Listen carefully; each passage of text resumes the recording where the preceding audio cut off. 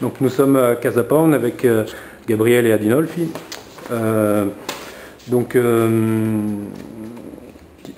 Quelle est, Gabriel, selon toi, la bonne stratégie à adopter pour arriver à un résultat comme celui que vous avez ici en Italie, avec Casa Pound et avec tout ce qui est développé à côté? Comme je disais aux parents, c'est surtout être soi-même sans cacher quoi que ce soit. Et l'être avec une façon sympathique, avec une empathie vis-à-vis des gens. Je vois bien que dans le changement général, il y a de plus en plus des choses qui sont à partager avec beaucoup de monde, y compris parfois dans des gens de l'élite. Mais, si on considère par exemple le rapprochement, ou n'importe quel rapprochement, la stratégie principale est le cheval de Troie. Alors le cheval de Troie n'a une valeur qu'avec des éléments. Le premier, c'est que le cheval soit à Troie, et le deuxième, que dedans il y a les guerriers grecs, admettons grec évidemment. Si le cheval de Troie se trouve dans un campement grec et qui amène les Troyens, le résultat est l'inverse. Alors normalement, quand les gens de notre milieu pensent d'avoir une dialectique, ils la pensent en se transformant en Troyen. Et donc il essaye de prendre le plus possible, de plaire le plus possible aux gens qui ont commencé à discuter. C'est le problème du consensus. Le consensus n'est pas un fin en soi. Le consensus, normalement, est un résultat. Un résultat qui démontre que tu as bien fait les choses. Quand tu dépends du consensus et tu es derrière un bavon au consensus, tu changes complètement. Tu vas dans le sens de gens qui ont commencé à venir derrière toi ou vers toi, et à ce moment-là, tu te perds. C'est comme avec les femmes, l'homme avec la femme. Le consensus est donné parce que la femme retrouve quelque chose dans l'homme qu'elle a choisi, parce que normalement comme ça l'homme peut refuser la femme, mais ce qu'il choisit c'est toujours la femme. Au moment où l'homme, content du consensus, commence à aller dans le sens de la femme pour changer selon ce qui est les critères de la femme, il fera deux mécontents, lui-même et sa femme. Il va divorcer obligatoirement en ayant pris un échec. Dans la politique, c'est la même chose. Le consensus, c'est un révélateur, mais il faut que ce soit simplement un révélateur.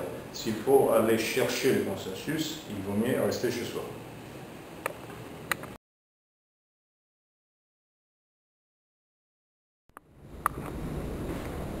Donc sur cette idée du cheval de Troie, ce consensus, comment on peut l'obtenir, et si on ne l'obtient pas, qu'est-ce qu'on doit faire?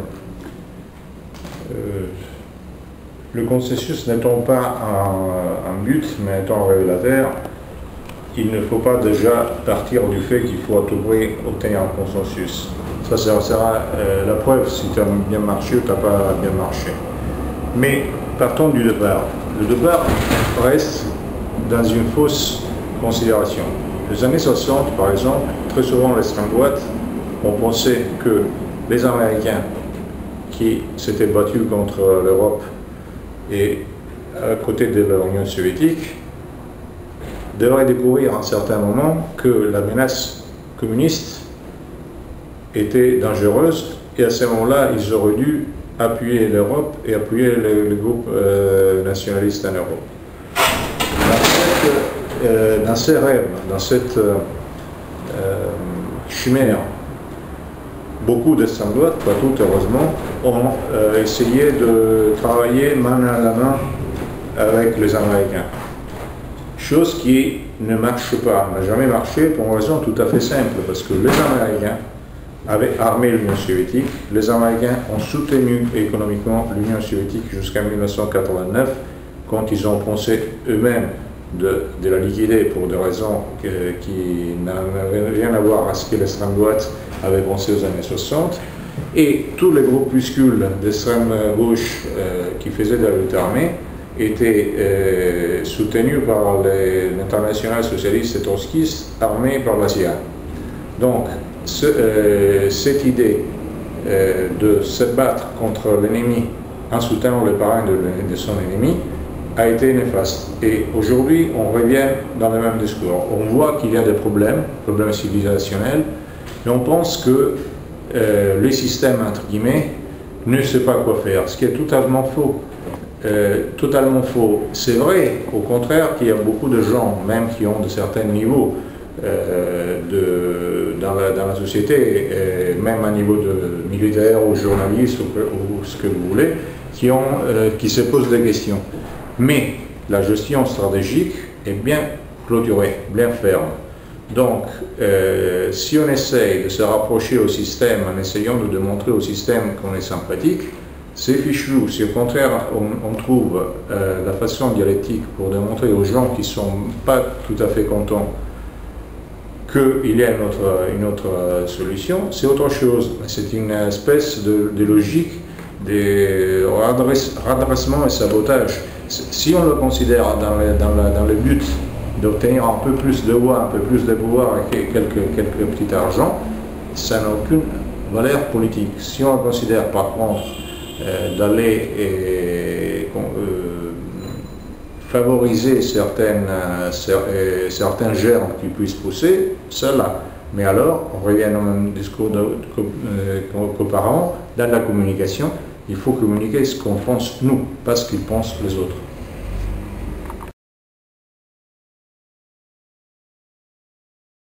Je veux dire, en France, le sandwich a longuement été très intéressante, surtout en point de vue culturel et aussi par certains exemples de sacrifice. Il faut aussi dire qu'après la cagoule, il n'a jamais eu vraiment de chance, parce que peu importe si c'est dans les bons ou dans les mauvais côtés, le sandwich a toujours dû jouer la carte de la collaboration.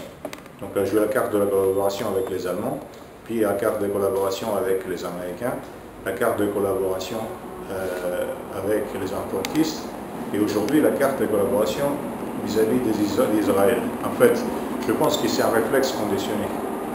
Les sandwichs françaises, et je souligne françaises, parce que dans la plupart des autres pays, c'est pas tout à fait comme ça, on cherche toujours un niveau international d'une puissance. Alors, je veux bien que parmi toutes ces collaborations, il y a une qui est à tenir la tête haute, parce que la collaboration avec l'Allemagne avait un sens civilisationnel et je pense que c'était bien fait, mais les autres collaborations ont toujours été fautives, parce que se battre, par exemple,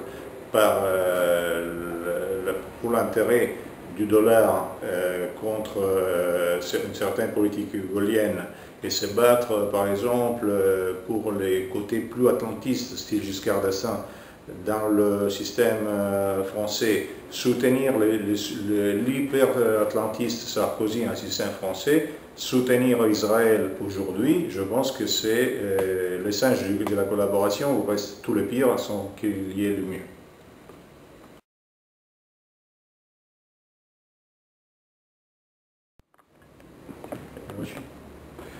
Donc, d'après ce que tu dis, comment est-ce qu'on peut devenir, il y a un mot qui revient souvent, je vois en Italie, à Casa Pound, c'est l'idée de devenir protagoniste. Comment est-ce qu'on devient protagoniste quand on est minoritaire et si on refuse des appuis extérieurs? Je ne sais pas qu'on refuse des appuis extérieurs. Oui. Bon, si un appui extérieur arrive, s'il ne demande pas rien contre, on peut peut-être l'accepter, ce n'est pas la question. Mais déjà, voyons par exemple la Casa Pound. Parce que, bon, la Casa Pound, maintenant, il y a la théorie à l'étranger de dire elle est forte, elle peut se permettre ce qu'elle veut parce qu'il y a un maire Pfaff à Rome qui est le maire allemand. Bon, déjà, les choses ne sont pas comme ça parce qu'en fait, la Casa Pound a eu beaucoup plus de possibilités quand le maire était à gauche. Et c'était aussi même le maire de gauche qui a proposé que la Casa Pound soit attribuée à la Casa Pound. Et la Casa Pound est occupée depuis fin 2003. L'Allemagne est arrivée en 2008.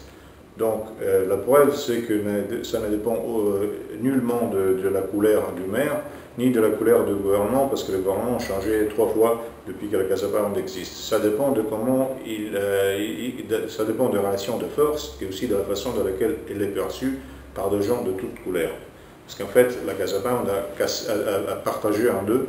Les amis et les ennemis de la Casa Pound se trouvent aussi bien à droite qu'à gauche, dans les deux côtés. Alors, je ne suis pas contraire que quelqu'un me donne un coup de main, donne un coup de main, soutient, à pacte qu'il ne demande rien. Et je suis surtout contraire à donner quoi que ce soit s'il y a quelque chose en échange. Donc, je pourrais donner gratuitement, mais jamais pour un centime. Parce que c'est lui qui doit toujours être corrompu, ça doit être celui qui est du système, pas toi. Donc il faut fonctionner de soi-même, il faut subventionner sa propre existence par des structures économiques autosuffisantes. Il faut être libre. Alors, aujourd'hui, je pense que la logique principale, c'est, je même dis, c'est l'idée de l'île de la tortue, c'est l'idée de l'anarchie en le sens de l'anarque. Mais l'anarque, comme dit Junger, c'est pas l'anarchiste. L'anarque, c'est celui qui a l'État en soi, en lui-même. Donc c'est celui qui est capable de ne pas avoir besoin d'un chef parce qu'il n'a même pas besoin d'être un chef, mais il a absorbé la logique du chef. Et avant d'absorber la logique du chef, il faut suivre le chef. Alors le grand problème aujourd'hui, c'est que les gens sont individualistes et ils mettent en scène 3 données, ils pensent d'arriver n'importe où, ils se sentent capables de faire n'importe quoi, ils font toujours le même connerie que d'autres imbéciles ont fait avant eux. Il faut toujours se dire, je suis un imbécile, et essayer de comprendre où est-ce que je peux ne pas être un imbécile et chercher quelqu'un qui puisse me permettre de suivre un parcours. Même s'il est médiocre, le problème, ce sera du chef qui est médiocre, mais si je ne choisis pas un chef qui est médiocre, et si je n'oublie pas un chef qui est médiocre, alors je ne serai même pas médiocre. Alors c'est un problème de logique, même idéologique, si l'on veut, qui est fondamental, et qui le devient de plus en plus aujourd'hui, où tout est flou. Donc, si l'on veut naviguer dans cette mer hyper compliquée, comme avec ce propre vaisseau au drapeau noir, il faut à tout prix que qui tient la route sache tenir la route, ce qui est très rare. Donc, je ne suis pas contre du tout. Je ne suis pas contre la relation, la dialectique avec n'importe quelle force, que ce soit du pouvoir ou de l'opposition. Mais il faut que celui qui a le gouvernail n'ait aucune envie de bâtir un uniforme, n'ait aucune ferme et aucune soif, mais seulement un grand sourire. L'envie de jouer une aventure et de la jouer en laissant un message. Alors, si c'est ça, c'est bien. Et pour que ça soit ça, pour que les choses aillent de cette manière, on ne peut pas prendre le gouvernail comme ça en s'improvisant. Donc, je crois que l'absence de la culture de la hiérarchie, l'absence de sens hiérarchique dans idéologique et doctrinaire et quotidien du terme, l'hyper-anarchisme, pas anarchie, l'hyperlibérisme dans la tête, ce soit le principal élément qui aide la médiocrité à nous rendre sévères.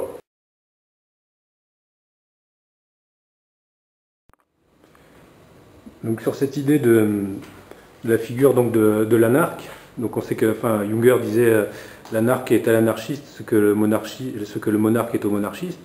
Mais est-ce qu'il n'y a pas une contradiction entre le fait finalement d'être militant et donc activiste et le fait d'avoir la distance de l'anarque? Apparemment, parce que bon, en Italie, Evola l'a montré carrément, mais il l'a montré pas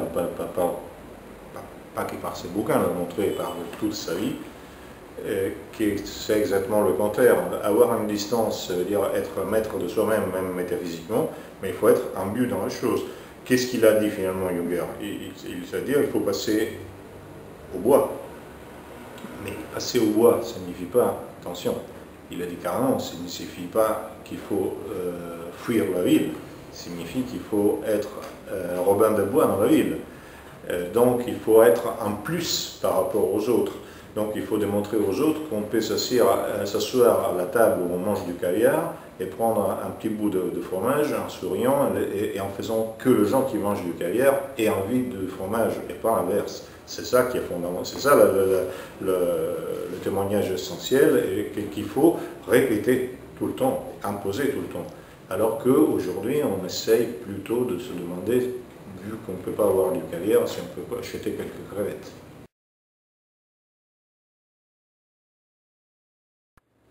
Alors tu as évoqué ce que Junger appelait le recours aux forêts, mais justement donc sur cette idée se fait jour en France chez beaucoup de militants l'idée finalement de recréer des communautés on va dire eurocentrées, alternatives, mais dans un contexte plus naturel, donc hors des villes, hors des villes qui sont le lieu où se développe le mondialisme. Est-ce que tu crois que c'est viable, ou est-ce que cette logique de porter la forêt en soi et d'être en ville, qu'est-ce qui est le... Je pense que cette logique, elle est appréciable d'un point de vue, comment dirais-je, existentiel. Mais il n'a aucune chance de survie, d'abord parce que la commune n'est pas nécessairement une idée très intéressante. Ça peut aboutir, mais ça aboutit rarement. Et puis parce qu'en plus, il faut considérer qu'il y a un futur, donc il y a des générations. Il faut voir ça au long terme. Alors, si je dois choisir quelque chose d'immédiat et qui ne me survit pas, je peux choisir l'aventure suicidaire.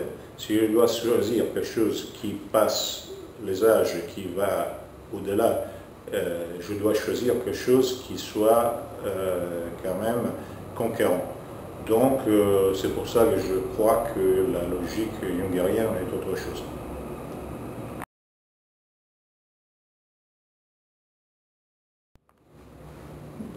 Certains te diraient que ce qui est suicidaire à l'heure actuelle, c'est presque finalement de rester dans les grandes villes ou les grandes métropoles, et que finalement l'avenir, ce serait plutôt une sorte de néo-ruralisme et de retrouver des modes de vie plus naturels et pour être plus pérennes, enfin parce qu'en ville ça devient toujours plus difficile. Je pense que la solution était déjà donnée par Europe Jeunesse. On peut faire aider sans aucun problème.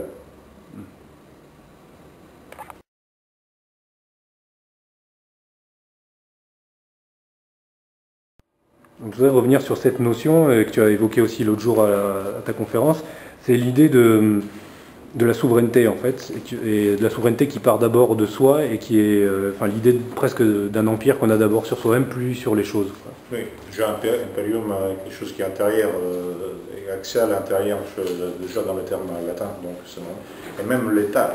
L'État, c'est quelque chose, c'est une verticale qui permet au peuple, qui fait partie de l'État, enfin qui servent à l'État, d'être debout.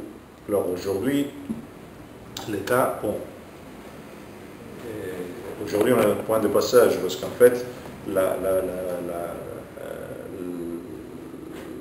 l'autorité réelle est donnée par des grandes institutions supranationales.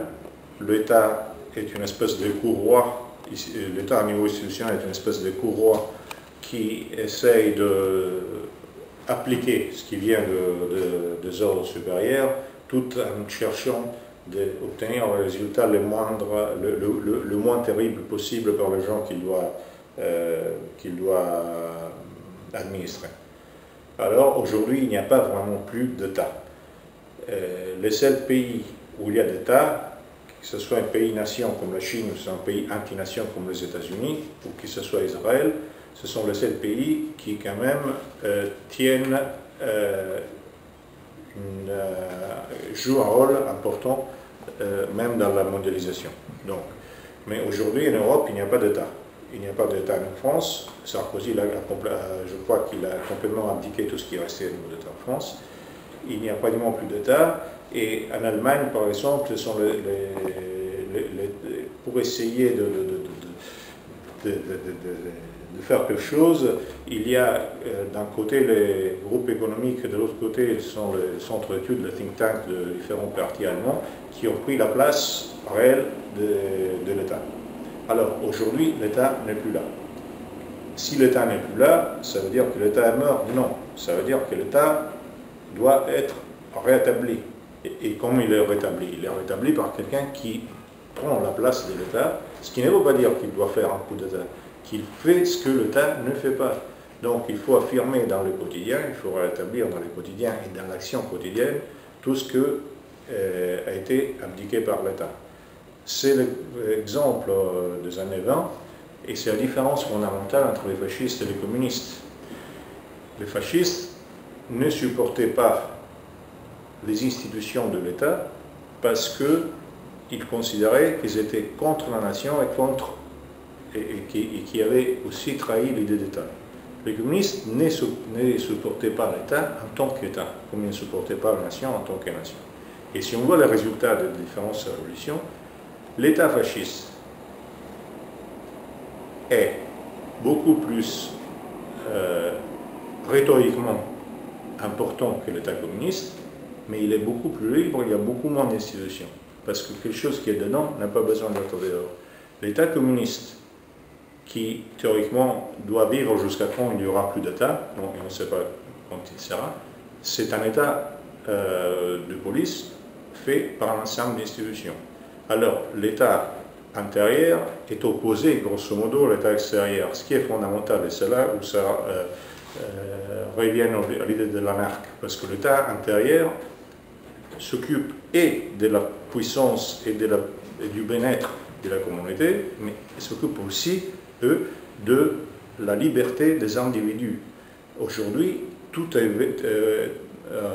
interdit. Aujourd'hui, on vit dans une absence d'État, mais dans un développement énorme d'institutions et d'interdits. L'interdit de fumer, l'interdit de boire, l'interdit de l'érotisme, mais ils ne sont pas interdits les choses qui étaient théoriquement interdites auparavant parce que considérées innaturelles, comme par exemple les rapports homosexuels, à pacte qu'ils deviennent non érotiques et non aventureux, parce que là aussi l'aventure est éliminée. Tout est uniformisme, alors que la logique fasciste est exactement le contraire, et il est dedans. Et il faut partir de là. Il faut partir du fait de savoir choisir, savoir reconnaître et savoir imposer, mais pas imposer par la force, imposer, comme je dis tout le temps, imposer par le sourire, même pas par la conviction, parce que personne n'a jamais été convaincu. Les gens sont séduits. Donc par l'exemple en fait.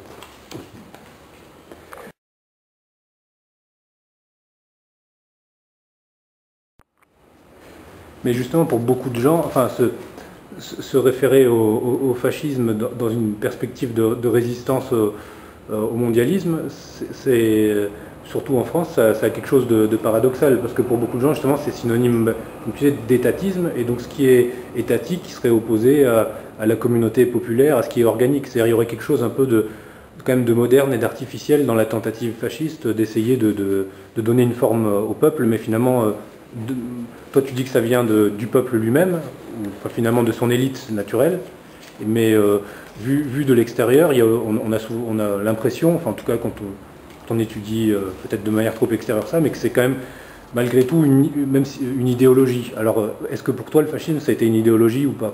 Alors hélas on ne peut pas restaurer le fascisme. Donc déjà le débat risque d'être un faux débat. Ceci dit, cela dit, d'abord le fascisme est un fanatisme sans aucune idéologie. Le fascisme est anti-idéologique en tout. Le fascisme, comme il avait dit Mussolini, du départ, est l'église de toutes les hérésies.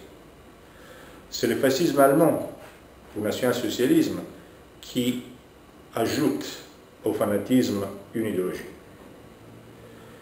Mais dont le fanatisme est heureusement plus fort que l'idéologie. Cela dit, la question est une autre. Je crois que dans l'histoire, les changements positifs sont toujours dans la synthèse entre ce qui était auparavant et qui est perdu et ce qui est aujourd'hui et qui est mal fait.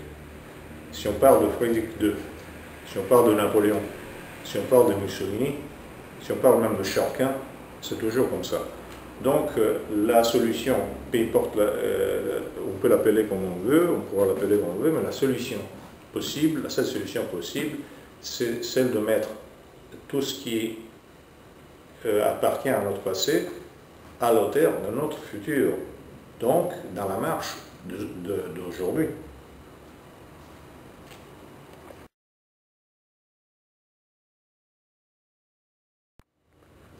Donc sur cette idée de fanatisme sans idéologie, mais enfin de quoi est-ce qu'on est fanatique finalement alors? Enfin, qu'est-ce qui est la motivation intérieure qui peut... C'est pas rationnel. Le fanatisme, c'est quelque chose, c'est une flamme qui enflamme l'esprit. Et de quelque chose qui se reconnaît. Alors, si, c'est comme l'amour. L'amour, ça flash. Bon, et la flamme, ça flash. Donc, quand tu reconnais des gens qui sont comme toi, qui sont debout, qui ne sont pas par terre, quand tu reconnais des gens qui sont capables de se jeter sans aucun besoin d'obtenir quoi que ce soit, quand tu as des gens qui sont disposés de ne pas se faire fustiger, abattre, et des gens qui sont capables de couper le pain en deux, des gens qui sont capables de se donner, etc., ça crée quelque chose. Et quand tu vois que ces gens-là s'opposent normalement aux autres, c'est-à-dire aux requins, aux gens qui aiment le compromis, aux gens qui citent toujours qui utilisent toujours les langages de tout le temps, qui essaient de mouiller tout, qui essaient de te rendre anéviré, de te chastrer, tout ça. Bon, à ce moment-là, tu te rends compte que c'est une espèce de lutte éternelle de race de l'esprit, et là c'est du fanatisme. S'il n'y a pas de fanatisme, c'est qu'il n'y a pas de race de l'esprit. Du reste, ce qui est fasciné par les gens, par les islamistes ou par les sionistes, c'est justement le fanatisme. Alors, il y a eu de fanatismes différents, qui sont de fanatismes liés d'un côté à la religion, de l'autre côté à la religion, plus à la nation, plus à l'État, plus même à la race. Je parle dans ce cas-là du fanatisme juif. Et puis il y a d'autres fanatismes. Il y a un fanatisme religieux et sectaire qui est celui qui mène les États-Unis. Tu as un autre fanatisme qui est le fanatisme chinois. En fait, sans le fanatisme, on est des esclaves.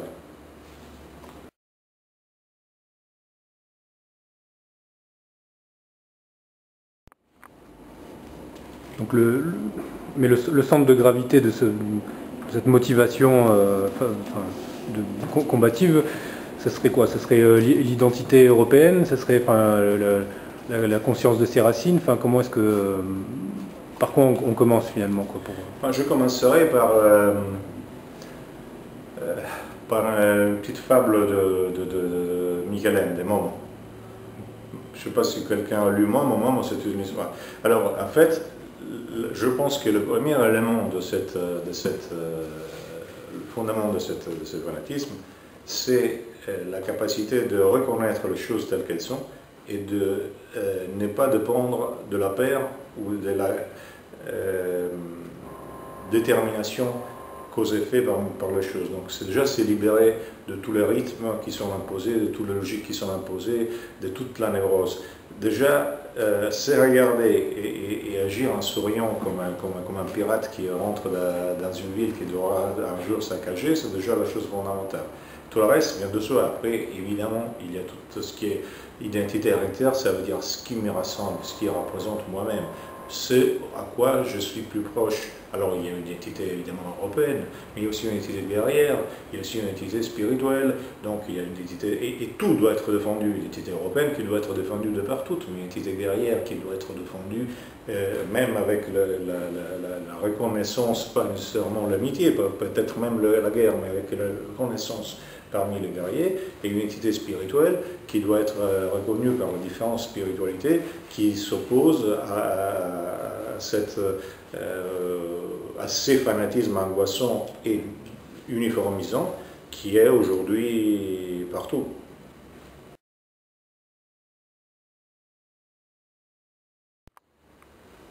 Donc finalement, ça sera presque...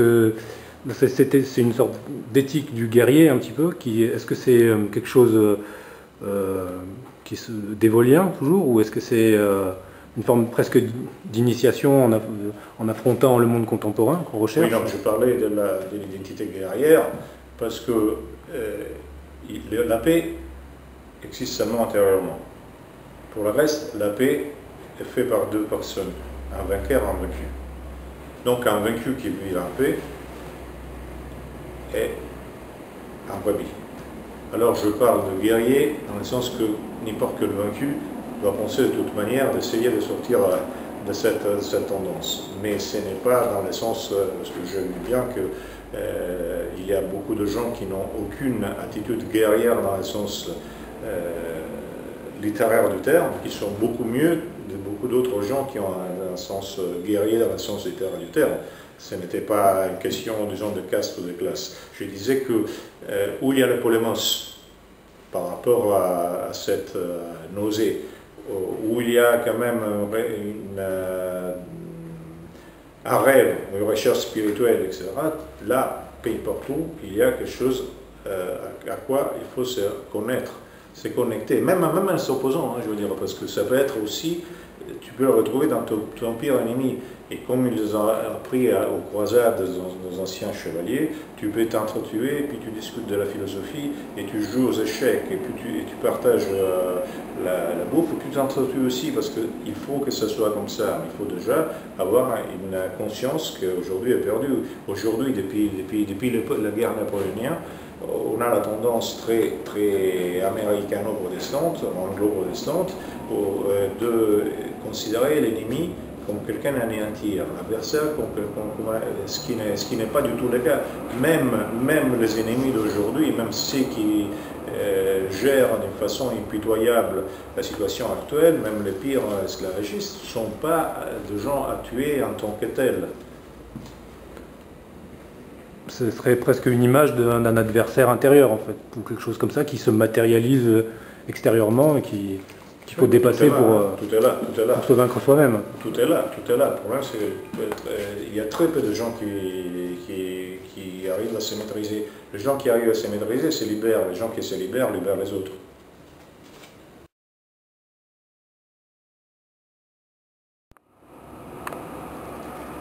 Donc sinon, toi qui connais un peu la situation française, selon toi, d'après ce que vous vivez en Italie, qu'est-ce qui serait à faire en France, et est-ce que ce serait quelque chose qui s'axerait sur la lutte sociale, par exemple, comme il y a en Italie, ou autre chose?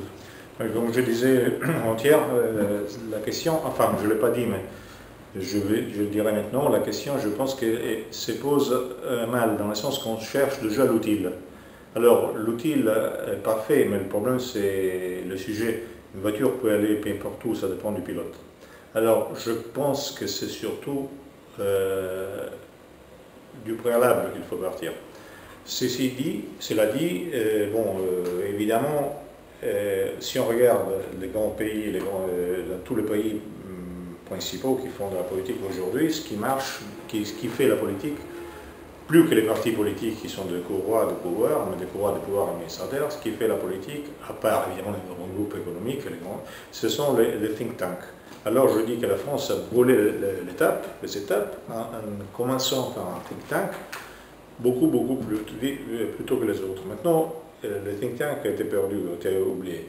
Alors pourquoi, d'après moi, sans rentrer dans le discours... Tu veux parler du Grèce? Je veux parler du Grèce. Pourquoi, d'après moi, sans rentrer maintenant dans toutes les histoires de qui, des commandes, de l'idéologie, si ça c'est bon, si ça c'est pas bon, parce que c'est un débat infini. Je trouve que la brûlure a été causée par la vitesse. Je veux dire que la Grèce a obtenu tellement de résultats très vite qui a donné l'impression d'avoir réussi dans son but. Quel était son but? Celui d'imposer une forme de pensée, même dans différents niveaux de l'élite française, qui n'était ni marxiste, ni catholique, ni sioniste, enfin, grosso modo. Et au moment où ça s'est manifesté, la Grèce a été laminé, détruit par différentes manières, agression physique, blocage des publicités, etc., etc.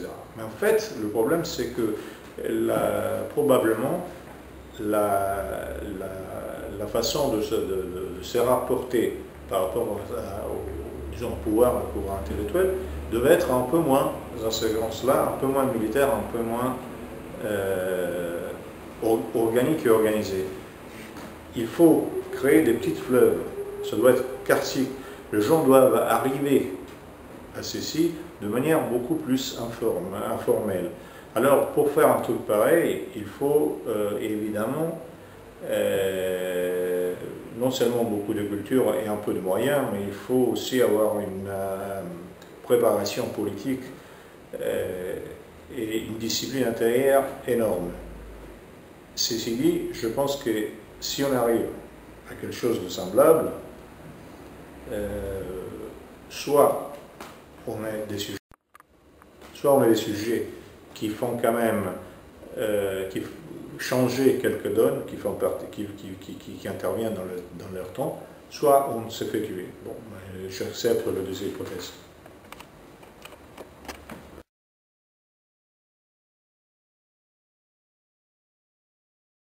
Pendant la stratégie de l'attention, je me suis battu tout le temps contre les communistes, mais contre les gauchistes, mais je n'ai jamais arrêté du premier moment de les considérer les seconds adversaires et de savoir qu'au-dessus, il y avait d'autres adversaires. Donc je me suis toujours battu, surtout contre les manipulateurs. Et ça doit être pareil dans les différentes hypothèses de stratégie de l'attention qui pourraient s'imposer aujourd'hui. Alors, est-ce qu'il y aura des hypothèses de groupes fanatiques ou islamistes ou anti-islamistes? Parce que pour l'instant, on a vu des anti-islamistes capables de lancer la stratégie de l'attention. C'est possible, mais ils sont manipulés.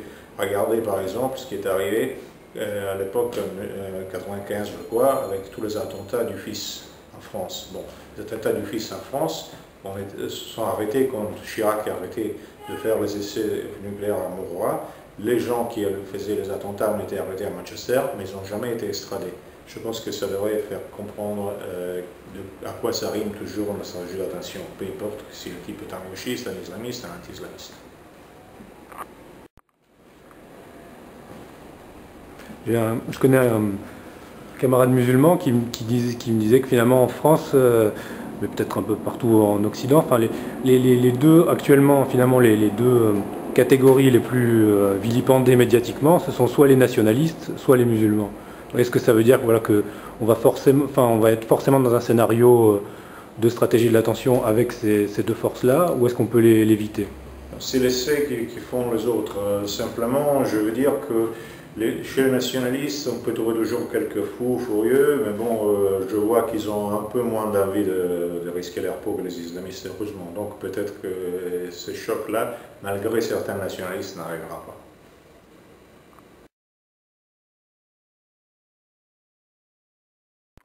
Donc dans cette perspective de tension organisée, qu'est-ce que tu as pensé de la tuerie d'Oslo qui a eu lieu récemment? Il y a eu une large connivence d'une bonne partie de la police ou de l'État norvégien ou des services secrets norvégiens. Beaucoup des éléments nous sont cachés, même quand ils sortent dans la presse, ils disparaissent. On fait sembler Breivik comme un type isolé, un fou. Alors il est probablement un fou, il n'était pas isolé. Qu'il fallait frapper la Norvège, ça me paraît évident. Et je pense qu'ils veulent frapper aussi l'Allemagne, j'espère de me tromper, mais j'ai l'impression que ça arrivera. Et que les gens qui ont été tués, n'oubliez pas, c'est des Norvégiens, ce pas des immigrés, alors que le personnage devrait être un type xénophobe qui devrait tuer n'importe quel arabe musulman. Donc alors ça c'est ce qui est pareil à la télé, mais en réalité il tue son propre peuple. Je crois encore une fois que toutes les tueries faites par des fous, tous les massacres, ce sont des actions militaires commanditées par des puissances contre d'autres puissances. Alors la Norvège maintient toujours une certaine liberté, par exemple économique, monétaire, et aussi dans la politique étrangère, et aussi une partie de la politique énergétique. Elle est frappée, l'Italie a été frappée d'autre manière depuis 2011. On ne fait qu'à s'attaquer par exemple à l'économie, à la politique, à l'énergie italienne. Il y a des actions qui sont en route, qui sont en cours de route et qui viennent toujours du plus haut du sommet, pas du plus bas du sommet. Alors Breivik est évidemment un type que je pense qu'il sortira relativement vite, on verra bien, parce que je pense qu'il a quand même, c'est bon que c'est une belle carte à jouer. Alors soit il mourra improvisement, soit il sortira relativement vite. Je pense que Breivik soit un pion dans demain. Donc s'il s'agit donc d'une opération plutôt commanditée par des services, pourquoi à ce moment-là faire revendiquer dans le manifeste qu'il aurait prétendument écrit une idéologie qui serait plutôt national-sioniste? Je dis simplement que les autorités norvégiennes, surtout les autorités de police norvégiennes, ont participé au pouvoir.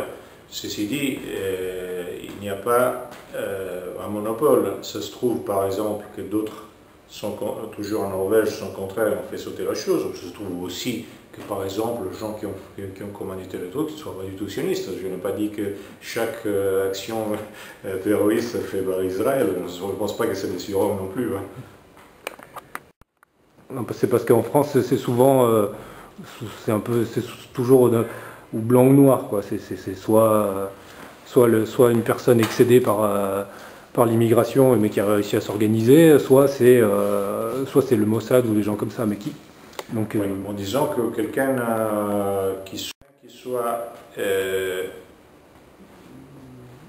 obsédé et qui n'en puisse plus, qui peut toujours faire quelque chose tout seul, mais il peut faire quelque chose d'un niveau relativement, beaucoup plus faible. Et surtout, il n'est jamais couvert, ou il n'y a jamais de blanc dans ce qu'il fait.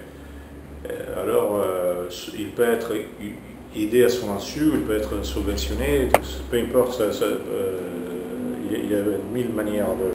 Or, je ne pense pas du tout qu'il n'y a que le Mossad. Hein. Je disais au Service d'attention en Italie, il y a eu beaucoup de groupes de services secrets qui étaient mêlés, en particulier dans l'ordre, les Mossad, les Anglais et les Français. Les Français aussi, ils étaient. On oublie tout le temps, par exemple, qu'il y a eu une guerre, une vraie guerre, pendant 2-3 ans à l'époque de Bush senior entre la CIA et le Mossad. Donc je veux dire, il n'y a pas que le Mossad. Évidemment, le Mossad a beaucoup plus de pouvoir que les nationalistes norvégiens, suédois ou français. Ça me paraît évident. Même n'importe quel petit groupuscule lié à une gendarmerie locale serait une superpuissance par rapport aux nationalistes.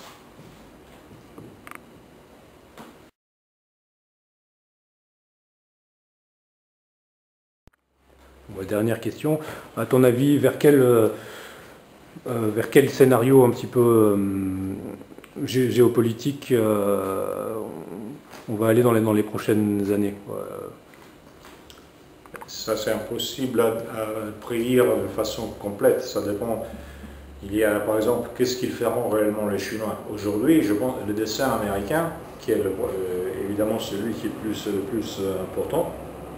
Le plus important me paraît évident. Le scénario américain, c'est d'avoir une entente avec la Chine pour se partager la planète, en laissant, par exemple, grande partie de l'Afrique à la Chine, en faisant que nous autres soyons énergétiquement dépendants, en coupant l'Europe de la Russie, en faisant de l'Europe un melting pot sans aucun pouvoir, et en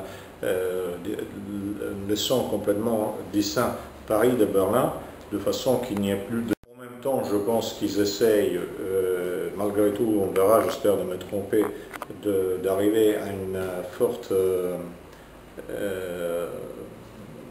tension entre les Turcs et les Iraniens, de façon de pouvoir résoudre aussi la question de la Proche-Orient. Mais ça, d'après moi, c'est le plan américain, qui est carrément très important, parce que les Américains sont les plus forts quand ils font le plan. Dans le plan, il y a aussi les autres. Alors, qu'est-ce qu'ils feront les Turcs? Qu'est-ce qu'ils feront les Russes? Qu'est-ce qu'ils feront les Chinois?